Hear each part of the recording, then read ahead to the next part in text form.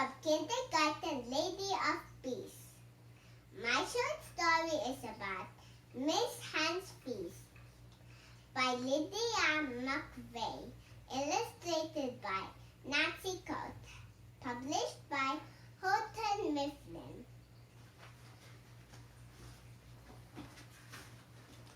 A chilly wind shook the doors and windows of Miss Hen's house. She watched the snow fall and thought, "How is my friend Mr. Fox? And what about the Scott family? Could they be tired of winter too?" Miss Hen went to the kitchen to make some hot soup for her lunch. Then she had an idea. "Forget about lunch," she said. "Let's have a feast. We can warm up in this long, cold winter."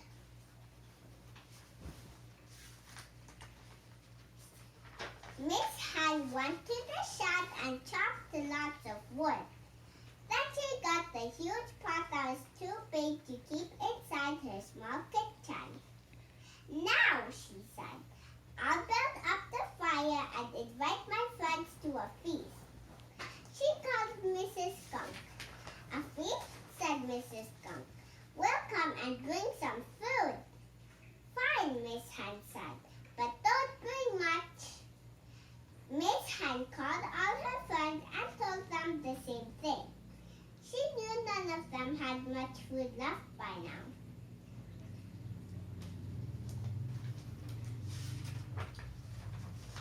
Next, Miss Hen filled the huge pot with water and put it on the stove.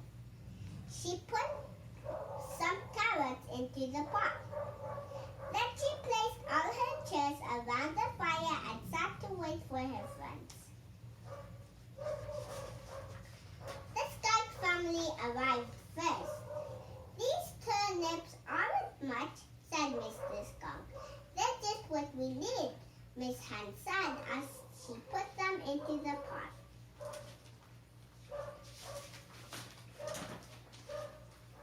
Then Mr. Fox, the Rabbit family, and the Chipmunk arrived. Each friend brought a little food. Mr. Owl brought some spices. As Miss Hen put the food and spices into the pot, she told them, "This is just what we need." Her friends kept arriving, and soon every chair was filled.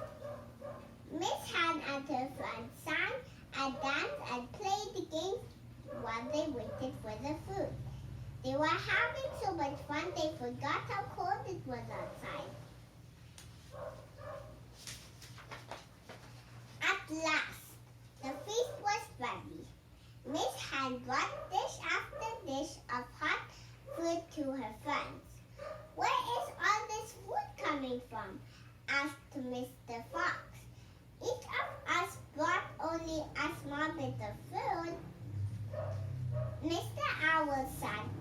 "But when you put many small bits together, they can add up to a lot." Miss Hen's friends stayed and stayed.